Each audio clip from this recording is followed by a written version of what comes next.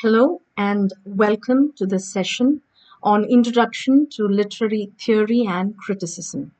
I'm Dr. Evangeline Sweetie, Assistant Professor of English at Fatima College. In today's lecture, we will be examining in detail one of the most influential essays of the 20th century, which is Modern Fiction by Virginia Woolf, and it was published in 1919. Now, to truly understand the age of Virginia Woolf, we must begin not with the past, but with the present. We live in a world marked by constant motion, shaped by uncertainty, rapid change, and a relentless flow of information.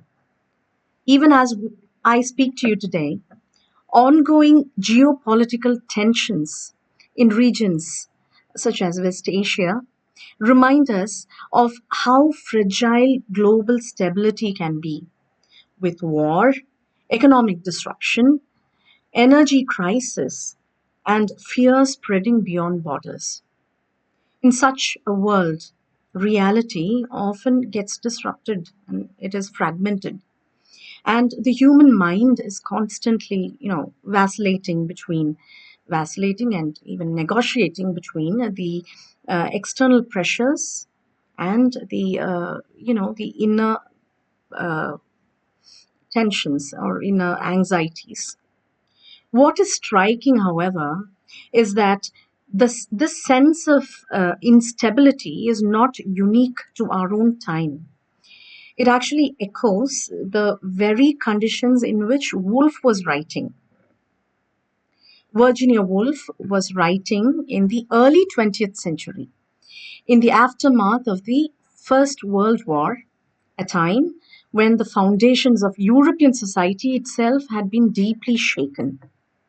Long held beliefs, certainties that once anchored human life, particularly the 18th century ideals of the Enlightenment era, faith in human progress through the application of science and reason, stable identities, and coherent social structures all began to, dissolve and fade. People no longer experienced life as something stable and coherent. Instead, life felt broken. It felt ambiguous and confusing, and it became deeply subjective to people. Just as we today navigate the different complexities of a fast changing world, and often disorienting world, Woolf and her contemporaries were also confronting a similar crisis of meaning, though in a different historical form. Now, in response to this shifting reality, Woolf recognized that traditional ways of thinking and storytelling were no longer sufficient. The neat, orderly narratives of the past could not really capture a world that no longer felt orderly. And much like our own age, which experiments with new forms of expression to reflect digital and psychological complexity, Woolf's time demanded a new kind of literature altogether, one that could represent the fluid, fragmented nature of human experience. Thus, when we study Woolf's age, we are not simply looking back at history. We are, in many ways, encountering an earlier version of our own very moment. A time that, like ours, struggled to make sense of a world that no longer felt whole. Now, Virginia Woolf's response to this growing frustration in her mind was put out as a manifesto in the form of an essay that would change literature forever. And the name of the essay is obviously Modern Fiction. Woolf's work here, Modern Fiction, It asks a pertinent question that remains urgently relevant even today. And what is that question? How do we represent life when life itself no longer feels stable or coherent? $1 million question, isn't it? This lecture, therefore, invites you to read Woolf not as a writer confined to the past, but as a voice that speaks uncannily to the present, one who teaches us that to understand our world, we must first learn to trace the shifting landscapes of the human mind. Now, before I dive into the essay, let me just give you a glimpse of the woman behind the pen.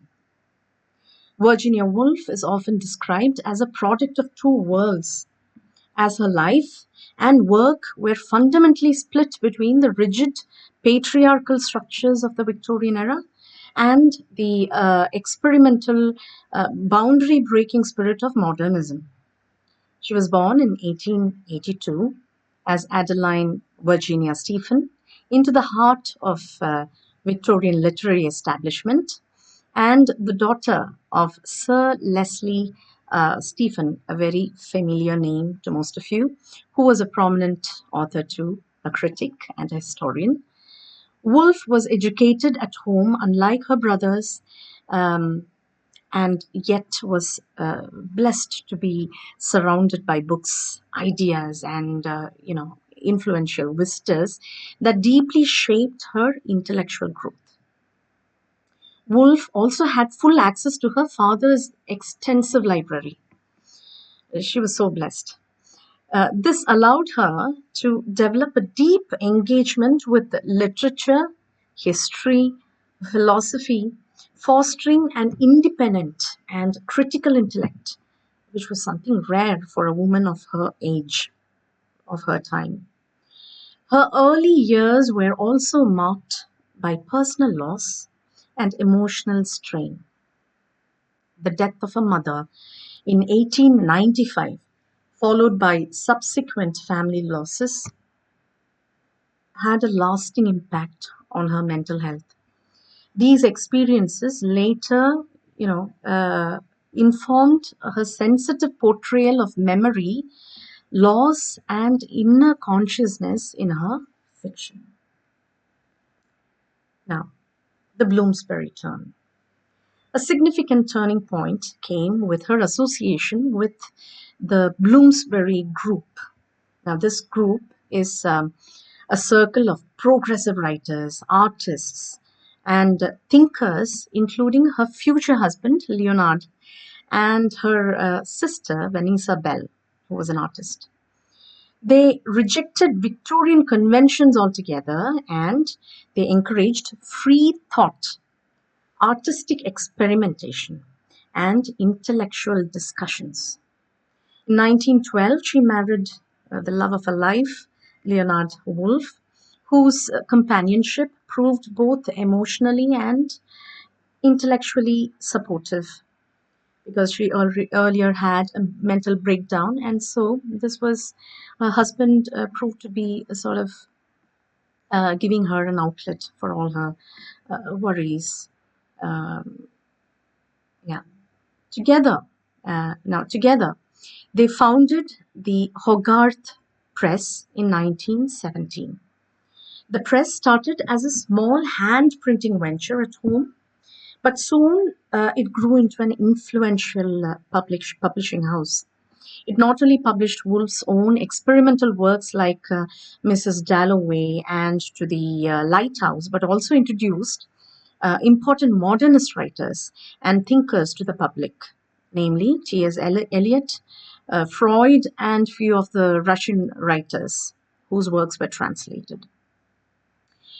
So, Woolf's early life, combined with her partnership with her husband and the establishment of Hogarth Press, reflects a unique blend of intellectual freedom, creative independence, and personal resilience, all of which played a vital role in shaping her contribution to modern literature. However, despite her literary success, Woolf struggled with recurring mental health problems, bouts of madness, as she called, and the pressures of the times, especially the outbreak of World War II, along with the fears she had about the destruction of her own house and the uncertainty of future. They all intensified her distress. On March 28th, 1941, she was feeling very overwhelmed, and being overwhelmed by her mental condition, poor Wolf, she died by suicide. After writing a letter to her husband, she walked to the River Ouse near her home in Sussex, filled her pockets with stones and pebbles, and quietly entered the river, allowing herself to drown, leaving behind a profound literary legacy. Her works continue to influence modern literature, not only for their experimental form, but also for their deep and sensitive exploration of the human consciousness. Now, tradition and integrity. Let me draw your attention to the essay. Virginia Woolf begins modern fiction by challenging, so at the very outset, as she begins writing the work, she challenges the assumption that the development of fiction is linear and progressive. So traditionally, this was what was believed to be, that fiction is developed over time, and it is like, it is a linear process. Instead, she suggests that the process of fiction writing is circular. That is, each generation does not simply improve upon the last in the straight line, but rather returns, it revises, and sometimes it reinterprets the art of storytelling in its own way. To illustrate this idea, she uses the analogy of the production of motor cars. Now, we have seen so many cars released by the companies every year. And if you just look deep into the process of production, you will see certain years you will have cars that are released as facelifts of the previous versions. There are so many facelifts. So what they do is, actually they find the problems that they face in the previous version, the infirmities, they correct them, and they remodel the whole thing, whichever has to be, and they release the facelift. So it is always, the facelift is an improvement of the old. It is an extension of the old, but of course removing the negative side, improving upon the old. So it is sort of linear, unlike the process of literature. So just as motor cars may appear to become more efficient, so it becomes actually efficient and advanced over time. We cannot have this assumption in fiction, because literature is not a machine. It cannot be perfected, right, through improvements. It is actually an art. It is an art form shaped by changing perceptions of life. So each era will give you certain, different kinds of perceptions, and it is based on that you write works of art, the literature. So that is how she explains that the literature process of writing literature is not linear but circular. After having such an introduction to her essay, she moves on, and she actually unsettles the notion of linear progress, isn't it? Uh, she then moves on and expresses her admiration for two earlier novelists, such as Jane Austen and Henry Fielding. She does not dismiss tradition altogether. Rather, she acknowledges that these writers successfully captured the reality of their own times with artistic integrity. She says, and I quote, "We look back with envy to those happier warriors whose battle is won and whose achievements wear so serene an air of accomplishment that we can scarcely refrain from whispering that the fight was not so fierce for them as for us." See, there is a change of times. So, Jane Austen and Henry Fielding lived in a totally different time.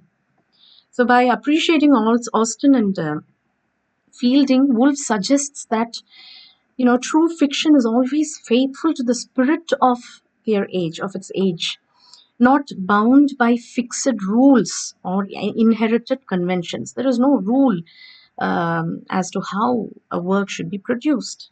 But the time gets their time of the ages gets reflected in their works. What was effective for them may not be suitable for the modern writers because the nature of life itself has changed, isn't it? So Woolf also says, I quote from the text again, "It is for the historian of the literature to decide, for him to say if we are now beginning or ending or standing in the middle of a great period of prose fiction, for down in the plain little is visible."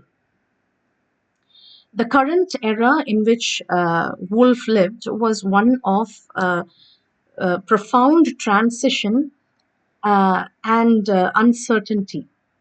And so her metaphor of being down in the plain suggests that those living through the modern age cannot really see its final shape, isn't it? As we live through an age, we never know how it'll turn out to be at the end because they are actually in the midst of a chaotic redefinition of human consciousness. Thus, the modern writer cannot simply inherit the previously used tools. So, the tools used by Jane Austen and Fielding cannot be applied and used by the modern writers. They must forge new ones because the human mind has evolved, things have changed, and it has evolved beyond the stable social structures of the 1800s. By saying so, Woolf lays a beautiful foundation, a strong foundation for all the arguments that are going to ensue. Now, the great critique. Woolf turns her gaze towards the titans of her day, the mainstream Edwardians, H.G. Wells, Arnold Bennett, and John Galsworthy. Though she thanks them for 1,000 gifts and the voluminous work that they have produced with immense hard work and skill, she does not hesitate to dismiss their work. As she says, I quote, "Their work has a living, breathing imperfection." And what is that imperfection that they have? According to Woolf, I quote again from the text, "They are concerned not with the spirit but with the body that they have disappointed us." They're all brilliant at building, well-formed, believable, tactile world. Yet they failed, according to Woolf. Woolf labeled these three men as materialists. And by that she means, I quote from the text, that they write of unimportant things, that they spend immense skill and immense industry making the trivial and the transitory appear the true and the enduring. So according to her, they were focusing on something that were unimportant. Wells wrote about social reform, Galsworthy about class systems, and Bennett about furniture. And in all their writing, says Woolf, I quote from the text, life escapes. Life is absent. Life escapes. And perhaps without life, nothing else is worthwhile. So life is absent in their writing. And Woolf particularly singles out one of them, one of the three, And she calls Arnold Bennett as the worst culprit. To her, he is so obsessed with making characters real through their clothes and houses that he forgets totally to give them a soul. His novels are so beautifully crafted, she admits, finished and solid, but they are essentially dead. They do not have the soul within them, right? She argues they spend all their genius on the unimportant things. Now, the tyranny of convention. Why do writers write in such a way as to miss the most important thing, which is life? So, according to Woolf, life is the most important thing. But these writers, these three writers she mentions, have evaded it. They have neglected life altogether in their works. And why? She says, and she answers. Uh, I quote from the text: the writer seems constrained not by his own free will, but by some powerful and unscrupulous tyrant who has him in thrall to provide a plot, to provide comedy, tragedy, love interest, and an air of probability. She argues that traditional Edwardian novelists, the materialists like Bennett, Galsworthy, and Wells, are not writing what they actually feel or see. They couldn't do that, but were instead slaves to a rigid artificial formula, right? And according to Woolf, this tyrant, see, as you can see in the picture, there is a tyrant having strings attached to the writer. He's sort of controlling the writer. The writer is typically, he looks like a puppet in the hands of the tyrant. So, according to Woolf, this tyrant forces the writer to include three main things. What are they? A symmetrical plot.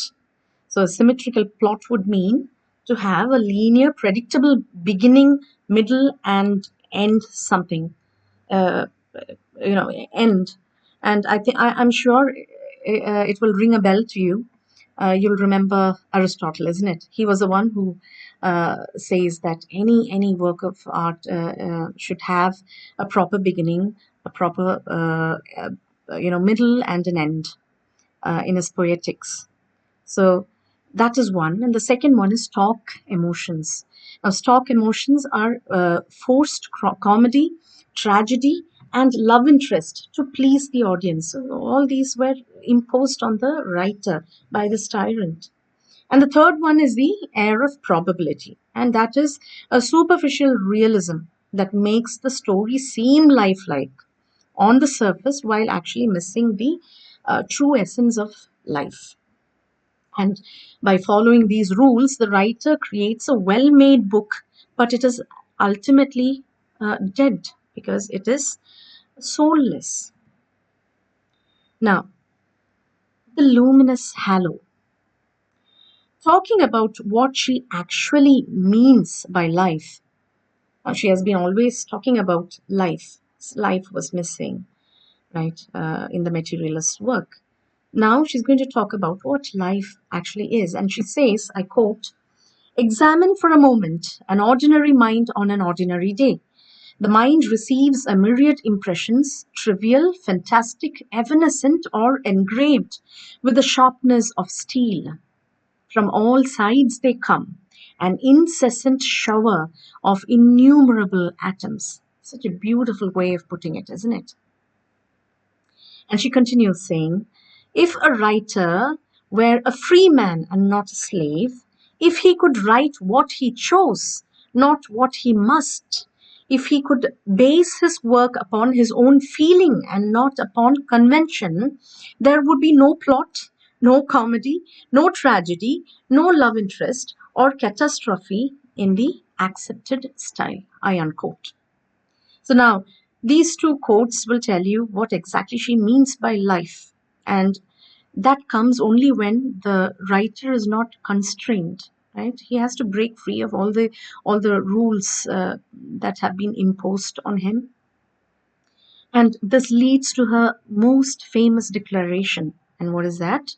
Life is not a series of gig lamps symmetrically arranged. Life is a luminous halo. It is a semi transparent envelope surrounding us from the beginning of consciousness to the end. It is not the task of the novelist to convey this varying, this unknown, uh, and is it not the task of the novelist to convey this varying, this unknown and uncircumscribed spirit, whatever aberration or complexity it may display? So when she talks about life, she says, life is a luminous halo. You can see that around the person. It is circular. It is not linear. And Woolf rejects this tyranny of plot. She doesn't believe in a well constructed plot having a proper beginning, a well constructed middle, and an end. Life isn't a neat row of lamps, the gig lamps on a street. It is a blur of sensations. She uses gig lamps as a metaphor for rigid artificial structure of traditional 19th century novels, the chronological plots, the external details, and orderly storytelling. She argues that the modern novelist's task is to record these atoms as they fall upon the mind, no matter how disconnected they seem. Now, as I'm talking to you, I know some of you are not here. Some of you or some of your minds would have already drifted away, isn't it? I'm not blaming you, but that's how we are all made. We have so many thought processes, and we are so talented enough to have all those thoughts going behind the back of our mind. And you can be physically present. You can at times come back to the lecture, listen to it as well. And these thought processes, when you just look into them, these thoughts are not in a linear progression, not in the chronological order. Have you noticed? Some suddenly you may think of the present, and then you may go to the past. A past event can haunt you, and sometimes you may even think of the future. However it is not linearly arranged, right? And Virginia Woolf calls these thoughts as atoms. Atoms, and they are innumerable, isn't it? It's very true. Within 5 minutes, we can have innumerable thoughts. So, and these need not be connected. These can be disconnected, right? And so, according to Woolf, a writer needs to focus on these atoms and not the external things as the materialist did. A writer should actually dive deep into the mental faculty. What is there in the character's thoughts should matter to the writer.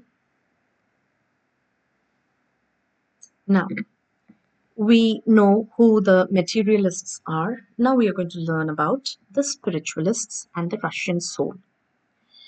Woolf contrasts the materialists like Arnold Bennett, H.G. Wells, and Galsworthy with a group of writers she admires, and those were James Joyce, Thomas Hardy, and Joseph Conrad. She labels them as the spiritualists. Woolf holds up James Joyce as the spiritualist alternative, praising his attempt to reveal the flickerings of the brain, especially in his works like the portrait of the artist as a young man and Ulysses. So, inner flickering of the mind is definitely, she's talking about the thought processes that you have within your brain, right?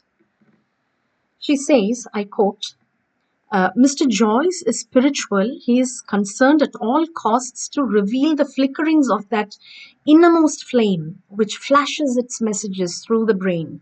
And in order to preserve it, he disregards, now listen to this, he disregards with complete courage whatever seems to him adventitious, whether it be probability or coherence or any other of these signposts, which for generations have served to support the imagination of a reader when called upon to imagine what he can neither touch nor see. But after she praises this gentleman and his intent, she also acknowledges that a work of such originality fails when compared to Conrad's Youth or Hardy's The Mayor of Casterbridge. She suggests that by completely discarding conventions like probability and coherence, Joyce risks becoming indecipherable to the reader, whereas Hardy and Conrad, they manage to capture the spirit within most more recognizable forms. Joyce's approach can at times lead to confusion or frustration for the reader, right, who may find themselves entangled more with characters' thoughts and than their actions. Joyce is too self-absorbed that his works confines and shuts in life. It shuts the life in. While materialists let life escape, here you have Joyce shutting the life in. According to Woolf, method should not curb the creative spur of a writer, any method for that matter. So when you adhere to any method, you should not do it uh, uh, in an overwhelming way so as to, shut the life out. Too much adherence to a particular method can actually lead to such despair. Thus, for Woolf, I quote from the text, any method is right. Every method is right that expresses what we wish to express. Now she talks about the artistic freedom, this to that. A novelist, according to Woolf, I quote from the text, has to have the courage, Joyce had that, remember? Has to have the courage to say that what interests him is no longer this, but that. She emphasizes artistic freedom here. Unlike earlier writers bound by conventions, the modern novelist must choose three things. He must choose, he must do three things. And first one, he must choose a subject matter independently. Nobody should force the subject matter on him. Secondly, he must be courageous enough to reject imposed themes. And thirdly, he must write what genuinely interests him, right, and his mind. Now, this in the sentence um, refers to the traditional subjects, which were social reality and the external details that the previous writers were obsessed with. Now, that refers to the new unexplored areas, the inner consciousness, and in the words of Woolf, I quote, dark places of psychology, because it is within the subconscious thoughts, fleeting emotions, and hidden fears that the truth lies. So, Virginia Woolf wants the truth to reflect in the writing. A novelist must attempt to unravel the complexities and the ambiguities of the mind. Now, the admiration she had for the Russian writers. Her highest praise is reserved for the Russians. She says that the Russian novelists have, I quote, by the right of birth, a natural reverence of the human mind. She further says that, I quote again, in every great Russian writer, we seem to discern the features of a saint. If sympathy for the sufferings of others, love towards them, endeavor to reach some goal worthy of the most exacting demands of the spirit constitute saintliness. Woolf believed Russian literature possessed a spiritual depth that English materialists lacked. She then uses Anton Chekhov's short story Gusev to illustrate the radical shift in interest that defines the modern and the Russian soul. She discusses the storyline of Gusev, where sick soldiers lie on a ship that takes them back to Russia. There are casual conversations and scattered thoughts she discusses. One soldier dies and then another, right? Finally, Gusev himself dies and his body is just thrown overboard, just like a carrot or a radish. This is quite shocking for any reader because readers are normally they are used to seeing death as being treated in a dramatical manner, right? And there is no heroic climax in Gusev, or there is no moral conclusion provided too. And Woolf actually admires this inconclusiveness, right? The story just halts, uh, and it is very common in Russian works that it abruptly ends, right? And it ends open ended. About in conclusiveness, um,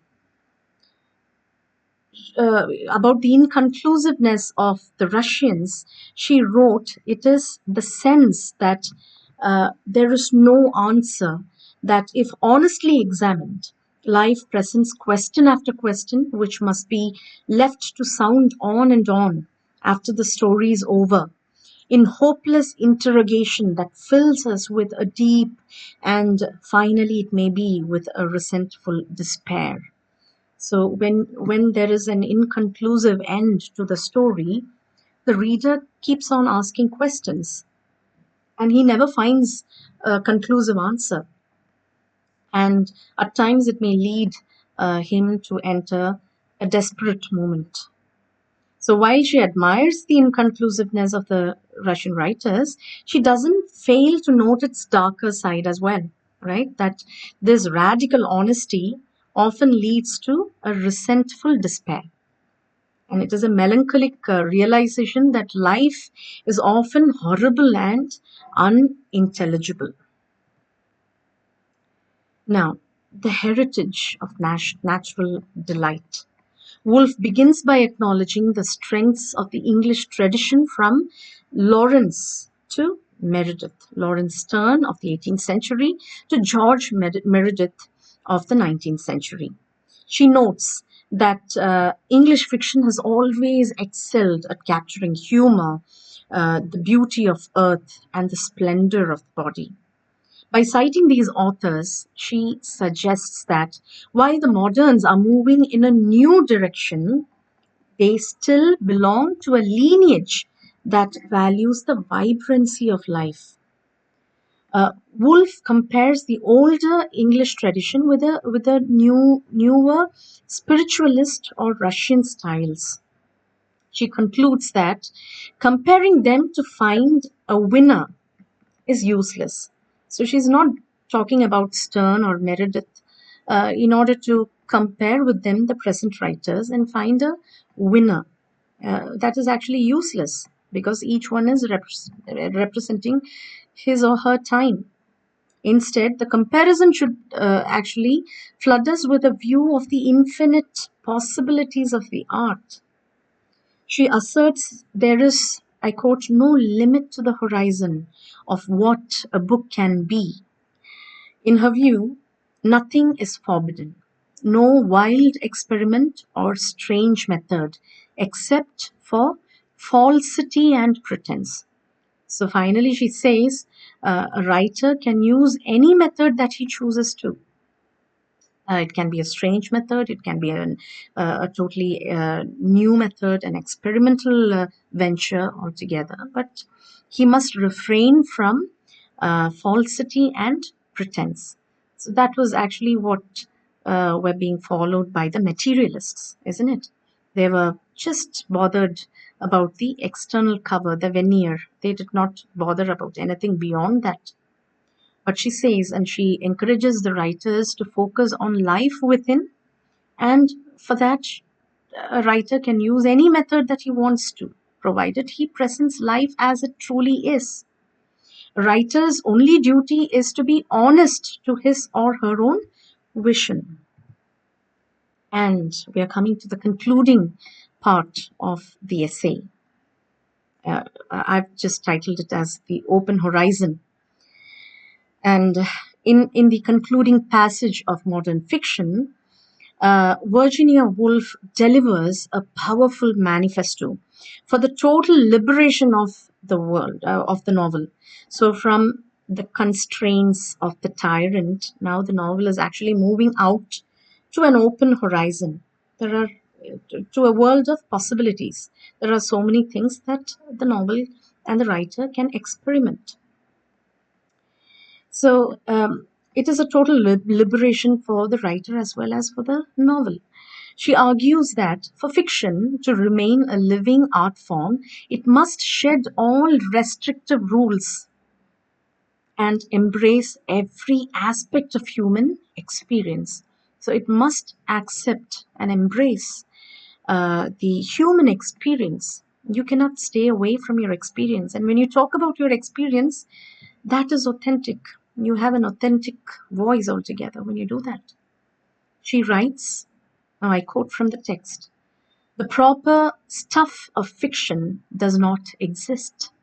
Everything is the proper stuff of fiction. Every feeling, every thought, every quality of brain and spirit is drawn upon. No perception comes amiss. So, no perception can actually come amiss. And there is nothing called as a proper stuff fiction. So Woolf actually rejects the idea that only certain topics like war or politics or uh, anything like that are proper and fitting for a novel, while others like a random thought, the flickering of the mind, any fleeting thought, are not. She says every feeling, every thought, every quality of brain and spirit is fair game for the writer. So a writer can think of anything to be the subject of his uh, uh, writing. If a writer perceives it, it belongs to the book. Once he thinks this can be written about, he has all the rights to do that. Nothing should stop him. There is no longer a boundary between important and trivial events. So you cannot just brand anything as unimportant or trivial. And there is no boundary device. There's no binary opposition between important and trivial. The opposition, the line between the oppositions are actually blurred here. See, a blur of sensations. Woolf concludes that the modern age is not about following a new set of rules, but about the abolition of rules. The novel, the novelist, in fact, is finally free to record the atoms of experience, however they fall. So they fall in all directions, isn't it? And ensuring that the novel remains the most flexible and truthful mirror of the human life. She has moved us from the heavy mahogany parlors of Victorians to a wide open space now. And what is a final message? The novel is not a cage, it is a medium for the human spirit. And that brings us to the end of today's discussion on modern fiction. And before we close, I want you to reflect on the key takeaways from the essay, as mentioned in this particular slide. So please ruminate on all the key arguments that we discussed uh, in this session. Thank you. Have a good day.